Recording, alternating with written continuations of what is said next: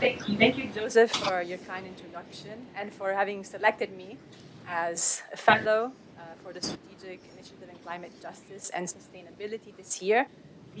My research benefited greatly from conversation and experiences that have occurred this year.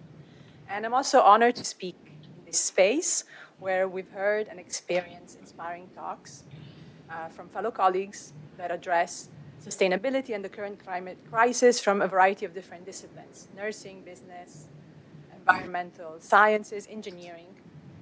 And they all left me thinking about the role of culture in conversations on sustainability.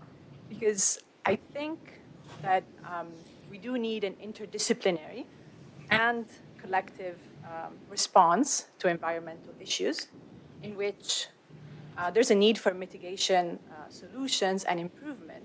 But I think we also need to address contamination, pollution, and waste as a cultural issue with cultural origins for which we also need cultural solutions.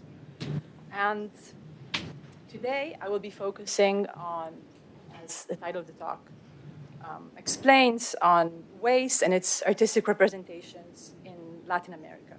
But before I move to that, I want us to start thinking about waste. So I imagine that all of you in the room would agree with me if I say that waste is a big presence in our society, right? Yes. You agree? So in the case of the United States, according to this graph published by the EPA, the Environmental Protection Agency, the United States produces 300 million tons of municipal solid waste. And although the United States accounts for about 4% of the world's population, it produces 12% of its total waste production, which amounts to around 2 billion.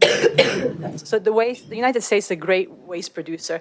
In fact, the biggest, if we consider the proportions to its population. Now, waste is not only a big presence, but it is also a toxic presence. So mismanaged waste is a source of air and water pollution, a vector for disease, a cause of urban flooding, a loss of value and material resources, and a significant source of greenhouse gas emissions because it releases methane. And moreover, as we can see in this image published by the Global Waste Management Outlook 2024 report, which is created by the United Nations, food consumer products, such as toys, pharmaceuticals, personal care products, food additives, and plastic debris can leak through the soil and can contaminate the environment with toxic compounds that get into the waterways and the human food chain. However, going back to the EPA graphs, we can also see that today half of the waste that is being produced is being recycled. So if in the case of the United States, its waste production doubled from 1960s to today, but that doubling doesn't end up in landfills, but is being recycled, converted into compost or into energy. Right? So there's an increasing awareness of the importance of recycling. So speaking to that, many cities around the world, despite what seems to be happening politically today, there are many cities around the world who are moving towards a zero waste approach.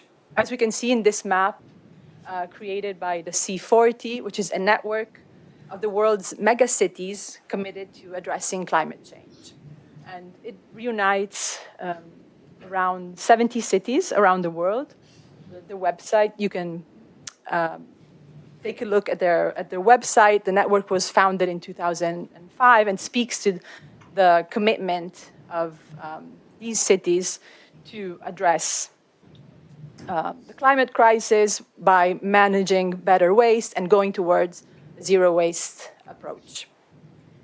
So in following this direction, the Global Waste Management Outlook 2024 report underlines the critical role of the circular economy approach in minimizing waste.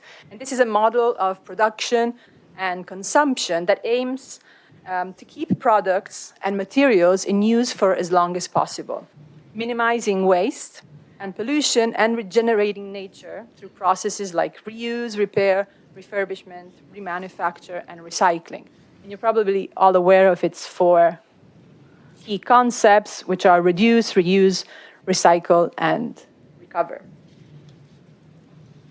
Now, if the world adopts this scenario by 2050, the circular economy approach could reduce the volume of municipal solid waste to less than 2 billions. But most importantly, it would reduce to zero the amount of uncontrolled waste, which is a problem, as the Overbrook Environmental Facility points out, and which Joseph just spoke about earlier. So that waste, which is dumped illegally or burned into open fire, if we implement the circular economy approach, would disappear by 2050. And in that same scenario, landfill waste that goes to landfill would be reduced by 40% to 630,000 tons annually, according to the Global Waste Management Outlook 2024 report. So this means that society not only need to change their habits, but as this slide, I think, puts it neatly by the city of Vancouver, which is also part of the C40 network of megacities addressing waste and the climate crisis. So if society, it's time to shift our thinking about waste. And foremost, we need to become aware of waste as a lens to understand our present and its contradictions. And waste is such a crucial indicator of our era that scholars have begun to define our current moment as the Wastocene. So I'm sure many of you are aware of terms such as the Anthropocene, used by scholars and intellectuals, sciences and humanities to speak about the enormous effect that the humans have on our Earth, so much that we've become geological factors shaping our planet. Other terms that circulate are the Capitalocene, to shift responsibility on capitalist societies. Now, Wastocene considers waste to be the planetary mark of our epoch. And not only because waste is ubiquitous, right? We can even consider CO2 emissions as atmospheric waste. So we are surrounded by waste, both above us and below us and around us. So not only because it's ubiquitous, but most importantly, because of the wasting relationships that produce wasted people and places. So in the lens and the frame of the Wastocene, waste is not only a thing, but it is a set of wasting relationships that produce wasted humans and non-human beings. So that means, for example, that the proximity of a given community near a contaminating facility is not just a matter of a zip code or its place there, but it's been targeted and selected to be close to that contaminating facilities through wasting relationships that select that place as a place that is fine to be close to a contaminating facility. So that means that wasting relationships are, at the core of wasting relationship is the practice of othering. And Indian historian Dipesh Chakrabarty, who works at the University of Chicago, I think, puts it clearly when he says, and his words are here on the slide, that for whether we're talking about radioactive waste from the industrialized countries or of the waste of a household village in India, the dirt can only go to a place that is designated as the outside. So in this sense, wasting relationships are fraught with issues of race, class, and gender, which give space to environmental racist practices. In the case of the United States, I think it's emblematic the struggles of indigenous nations to clear out their lands of nuclear waste. And it's emblematic in this sense, the struggle of the Yakama Nation in Washington state to clear out their lands, which first of all were mined for uranium because indigenous lands are rich with uranium, and then were being dump sites for nuclear waste. So wasting relationships give space to environmental racist practices, but also to waste what we can define as waste colonialism. And in 2018, there was a radical change in the geopolitical waste chessboard that sharpened the trade of plastic waste from the global north to the global south. In January of 2018, China, which received 45% of the world's plastic waste, imposed import restrictions on 24 types of solid waste, including plastics. So that meant that the transboundary flow of plastic waste by mainly the United States and Europe had to change routes in search of new territories. And in this realignment, Southeast Asian countries, such as India, Indonesia, and Vietnam and Malaysia, became the new destinations for the thousands of tons previously imported by China, as well as Latin America, especially Mexico, El Salvador, and Ecuador. And as you can see here, in 2021, the US exported 200,000 tons of plastic waste to Latin America. Now, the problem with this plastic waste is that it's generally contaminated plastic. So that means that it's plastic that cannot be recycled. And the import occurs because of these countries' lack of regulations and custom controls.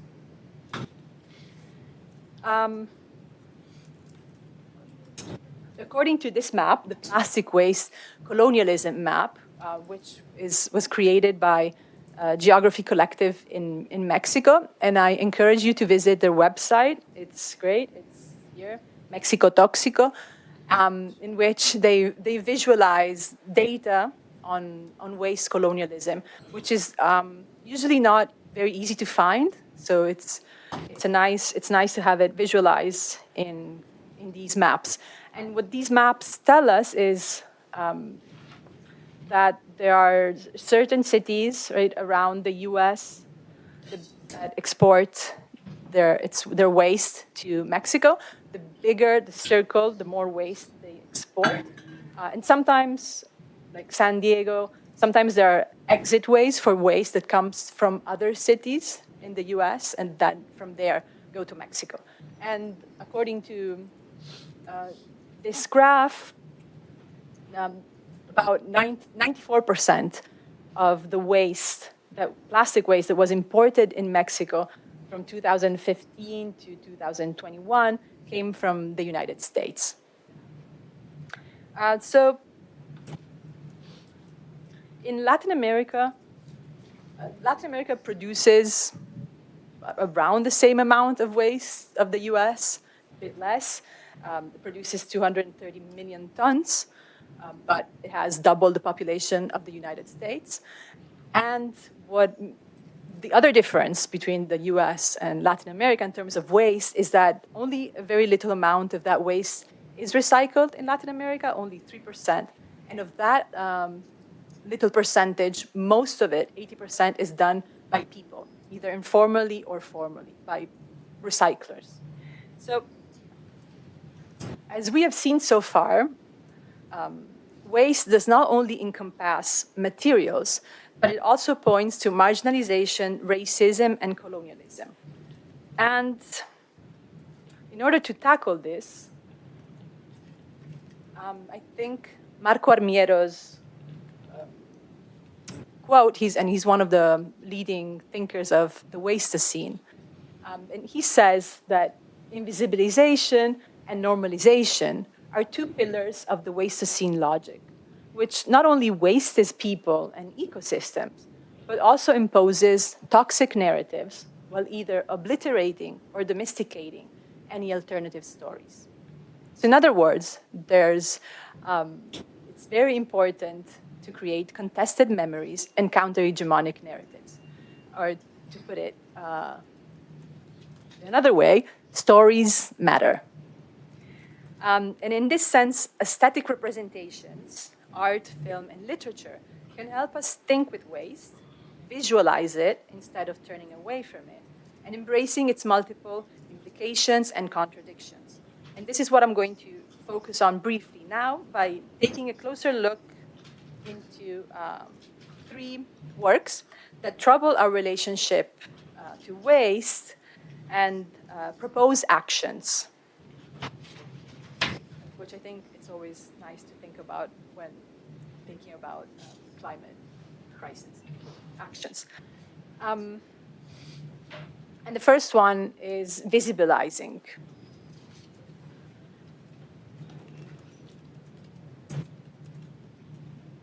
So in 2013, the Argentine geography collective Iconoclasistas published the mapping project La República de los Cirujas, which would translate to the Republic of Informal Recyclers.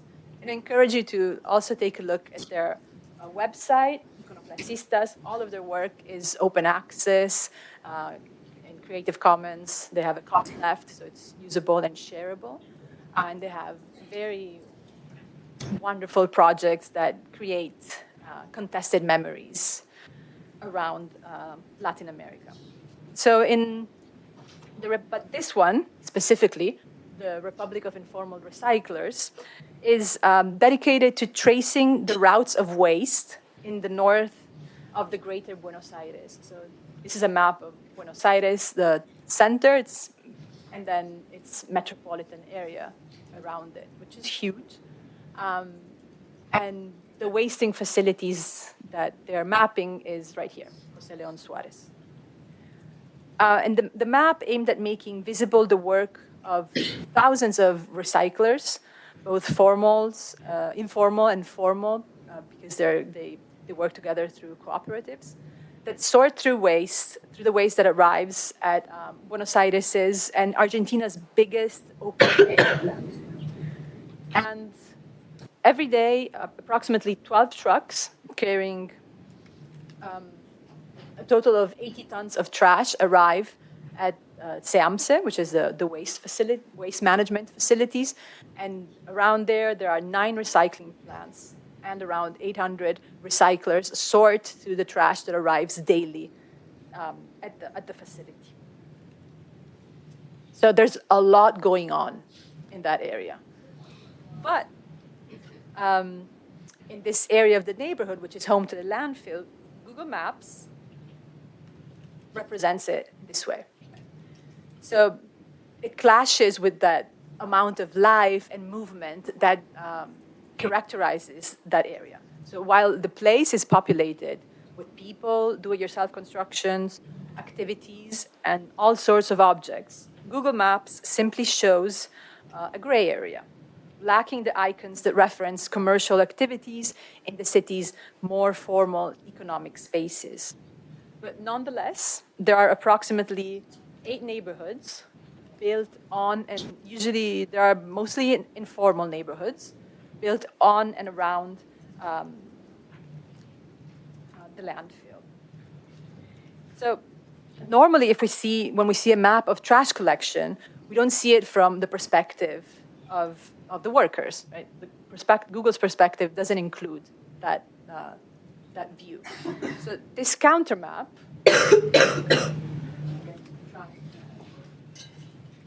zoom in.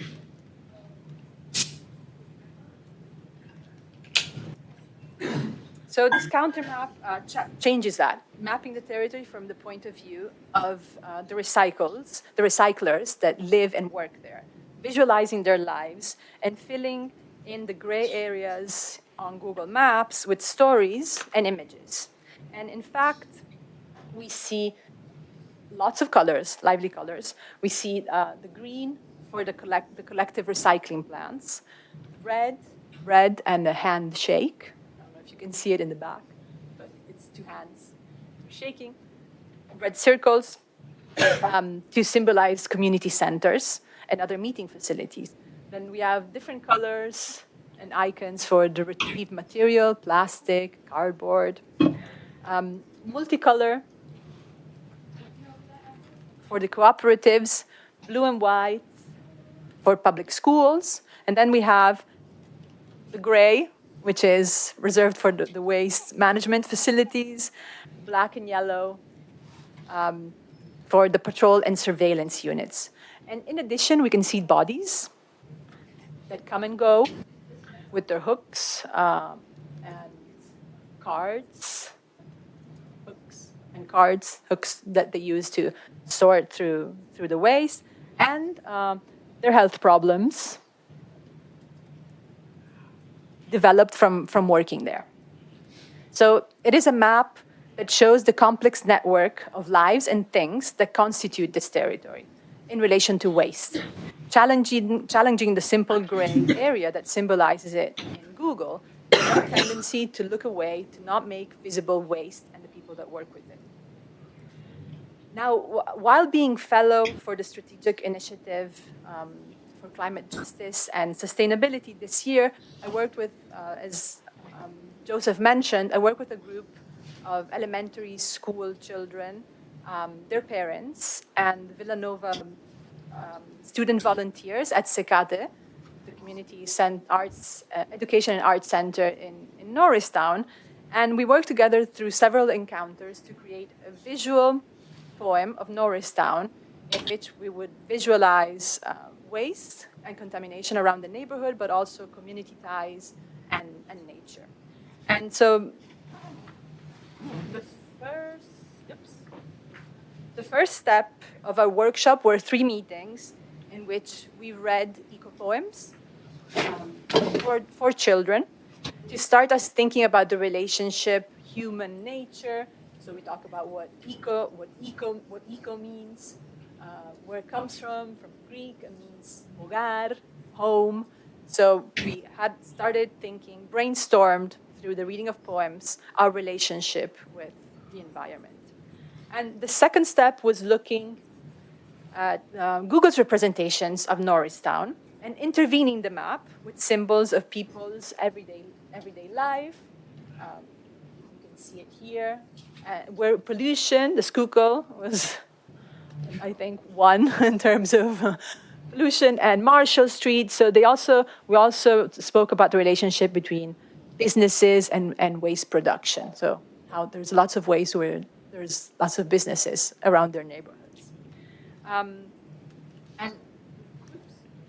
the third step was a walk around the neighborhood to take notice of waste, nature, and community by taking pictures with Polaroids. And the outing was then followed by a brief brainstorm on what we had seen and what it meant for neighborhood life. And the fourth step, which is ongoing, is still in process, was the creation of a collective visual eco-poem of Norristown's environment. And this experience, I think, led us to understand what the importance is of visualizing the environment in which we live in through representation. Now, following the example of counter maps and visualization, I will move to a work of a Latin American artist who points to the connection between waste, stigma, and body, and proposes a second action. So the first one would be visualization, and the second one would be destigmatize. Regina José Galindo is a well-known Guatemalan poet and performance artist, and her work is centered on violence and the politics of the body. And she often uses in her performances her own abused body to denounce violence against women in conjunction with social marginalization, often as a product of political conflicts. And in 2000, she presented her performance No perdemos nada con nacer, which would translate to We lose nothing by being born, in which she was placed in a clear plastic bag, which you can see in the forefront of the image, and was later thrown into the municipal landfill of Guatemala to reveal the connection between waste and the endless list of missing people, victims of political violence in Guatemala, whose bodies often ended up disappeared in landfills. Now, years later, in 2017, in Mexico City, she carried out a similar performance titled Desecho, which translates to waste, in which the artist documented its body uncertain journey inside a black plastic bag, and its collection by a garbage truck in Mexico. And I'm going to show just a brief fragment, a minute of the video. It's mute, it doesn't have sound, so I'll be speaking over it while we watch.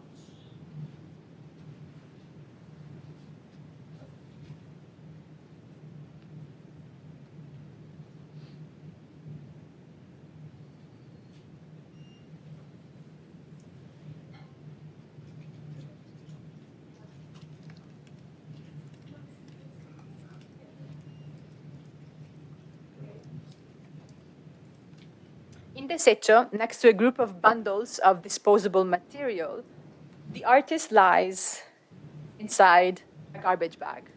And the film, at the beginning, shot from a distance, gives the impression of a still image. However, attentive viewers will notice a disconcerting movement inside of the bag, pointing to life in a set of discarded materials that are supposed to be motionless and disposable. And Galindo's work displaces bodies and meanings. It is a wandering action that addresses the cycle of life and proposes a dislocation of a temporal order.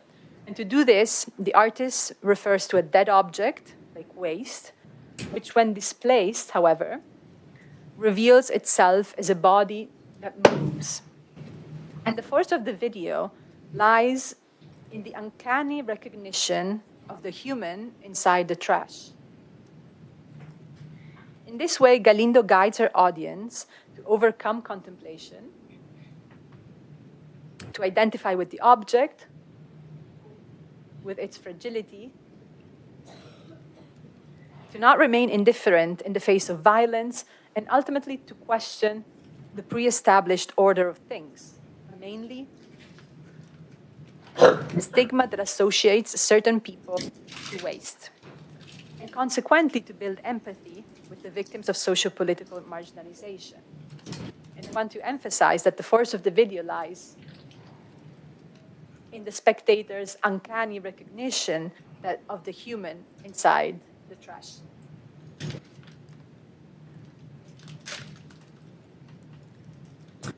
Galindo's performances place before our eyes the disposable body, a political body that enacts racial, gender, and class marginalization. And we can interpret the body's struggle, its movement to survive, as a sabotage of the social relationships which enforce the bodily boundaries of the waster scene, mainly between what and who must be saved and what and who must be discarded.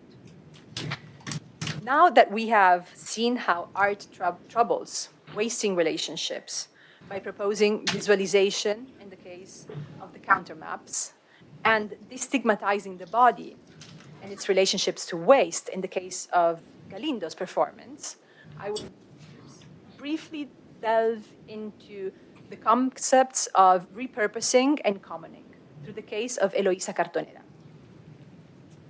Founded in 2003, in Buenos Aires by a group of writers and artists, Eloisa Cartonera was a direct consequence of the 2001 economic crisis in Argentina, which led to the country's economic default.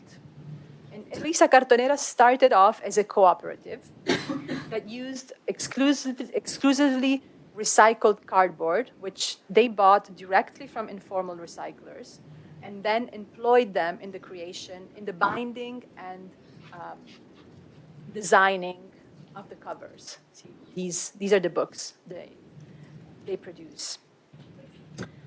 Turning each book into a one-of-a-kind artistic object. Eloisa Cartonera was the first of its kind in the continent, but it was very successful and soon followed by others around Latin America, like Animita Cartonera in Chile, Dulcinea Catadora in Brazil, Amapola Cartonera in Colombia, Yerba Mala Cartonera in Bolivia. So much so that it became sort of a trend to have, for each country to have cartoneras publishing houses. And Eloisa Cartonera itself is very successful. It's still publishing books. It has published over 100 books and titles in poetry, narrative, comics, and children's literature, exclusively by Latin American authors. That's part of its mission, to publish Latin American literature, both canonical and established authors who decide to donate their work to Eloisa Cartonera, and more emerging authors as well. So by buying cardboard directly from informal recyclers at a higher than market rate, Eloisa Cartonera reinserts waste and its workers back into the cultural space, that of the book publishing, and the market. As well as these books then circulate in high-end culture spaces like universities, bookstores, galleries. And so Eloisa Cartonera proposes a new way of working that combines the integration of socially marginalized subjects, the creation of artisanal books, a socialization between different social classes, which includes informal recyclers in the discussion, publication of contemporary Latin American literature, and other ways of publishing that counter those of big conglomerates like Penguin Random House, for instance. So at the core of the publisher's projects are two actions: repurposing, so using the recycled cardboard to turn it into a one-of-a-kind artistic object, and commoning, so the cooperative work and socialization between different social classes that characterizes their project and their work. Now this, Eloisa Cartonera, leads to my conclusions for this talk, in which I'd like to propose that the nemesis of wasting is not only recycling, but foremost commoning. So while wasting relationships are based on consuming and othering, that is, sorting out what and who is waste, commoning practices are based on reproducing resources and communities. Now, as I hope to have shown, the arts can play a crucial role in creating counter-stories that, against the impersonal, almost disembodied narrative of the Wastocene, offer specific, embodied, place-based accounts of waste relations, and the way in which contaminated communities can transform into resisting ones. Thank you.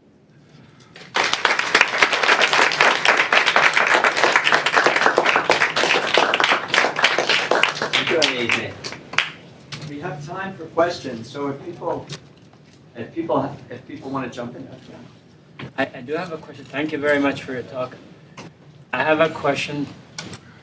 Like, you're talking about Latin America, but is there a connection between trauma and garbage? Because I'm thinking mostly in Spain that a lot of people that went through the Civil War, they have a different relationship with garbage than the people in later generations. So I don't know whether you could, that was part of your research or not. I think that's, but thank you for your question, Adriano. And I welcome any comments, questions. It's an ongoing research, so it's very much open. Um, and I think it's an interesting connection, especially if we connect it to stigma. So the fact that people who work with waste or live in proximity to waste carry on a stigma that sort of translates from the material, the waste, to the person, to the human. No? And that the work by Regina Galindo, the Guatemalan artist, I think, sort of wants us to think that what it means, that connection to us, and we use it. It's in common language, right? Associate certain people to waste, right? So what are the implications and the problem of doing that? So I think there might be space there for thinking about trauma.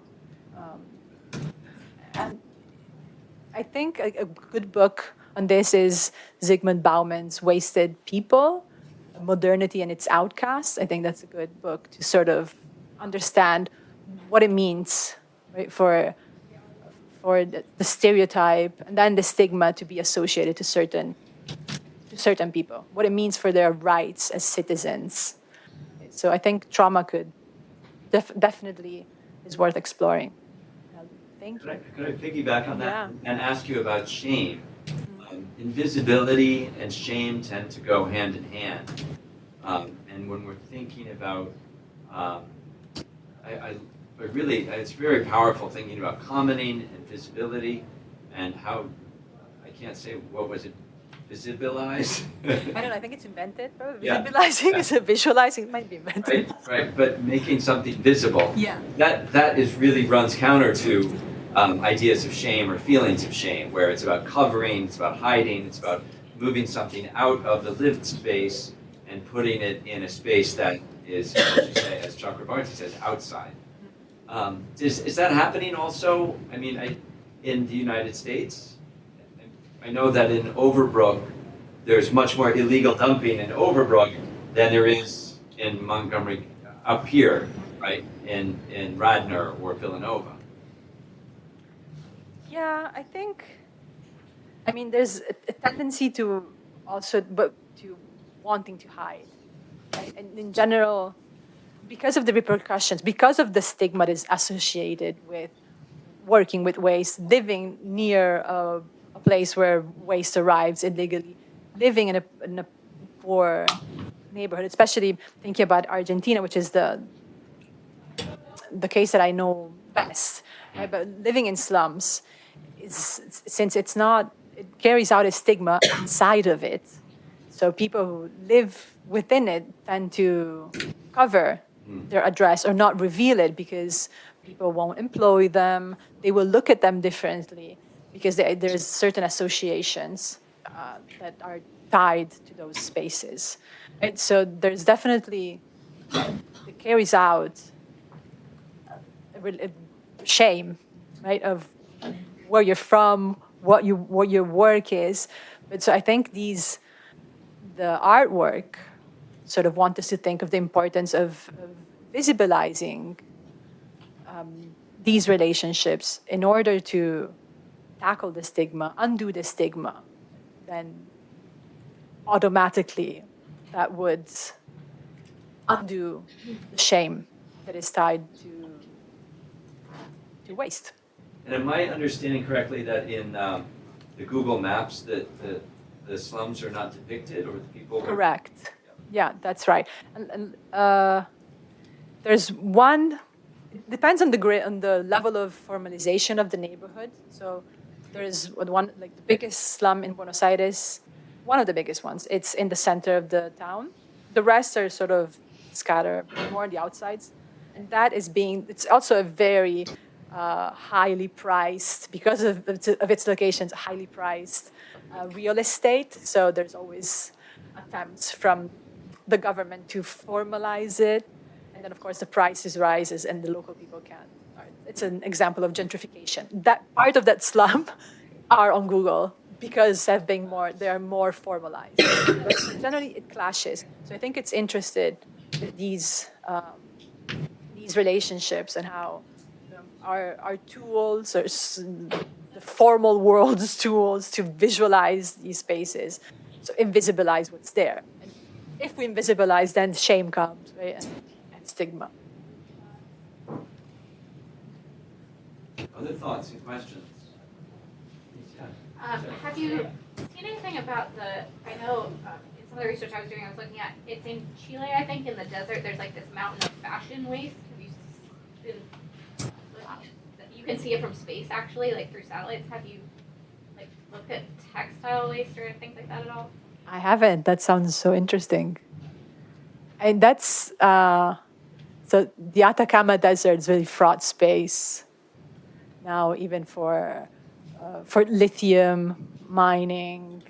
So there's other things as well that are being invisibilized there. And Iconoclastistas, the collective, has great maps about extractivism in Latin America, so sort of visualizing extractivist practice, thinking about lithium. But waste colonialism can also be thought, I think, as an extractivist practice. And I mean, there's like that I would look into it, but I'm sure it'd be interesting to see like where that fabric, where that fashion, those clothes come from. Like sort of like electronic waste. It generally comes from the north, right? So and speaks to colonial relationships through waste. Right? So, but thank you for looking into it. Yeah, wow, what a wonderful bunch of research that, really combines the community in Norristown, one in Argentina, all of us. So thank you so much for the research and for the funding that came from the Villanova. So I was wondering, since Norristown is so much closer to us than some of these other places, what you found over there and the effect that it had, especially on the children that you were working with. And I guess the same thing applies with the Google Maps, leaving all of this out, and just to get a little bit more about Norristown. Yeah. Could you restate the question? Yes. So the question is about Norristown, how this research and what happened, the workshop that happened in Norristown, what its results were for thinking about the space, especially with children, for the children. I think it was a very nice, intimate experience of thinking about the neighborhood. And I think the class in which we saw the map, it was, people who live in their neighborhood, they have a very strong relationship. Mostly the families that I was working with have lived there for 10, 15 years. They have a very strong relationship, so they know their neighborhood. And the Google Maps sort of clashes with that knowledge, right? Because you see the map, but you don't really see reflected where you go and where the trees are, where the contamination is. So I thought it was nice to being able to express that strong relationship with the neighborhood. And for children, we read children's literature on the environment, and it was very nice for them to they got really obsessed with the term pollution. We were reading about oil disasters and its effect on penguins in Patagonia, but then they grabbed on that pollution word and looked for it around Norristown when we went for our walk. So they became, for 6, 7-year-olds, aware of what to look for and how to appreciate as well. The result was that that Norristown is a great place to be, and that there's lots of communities. And CAT is a great heart for the community, and it's good to, I think, verbalize it and visibilize it. Thank you, wonderful. Thank you. Can we give Agnese a big round of applause?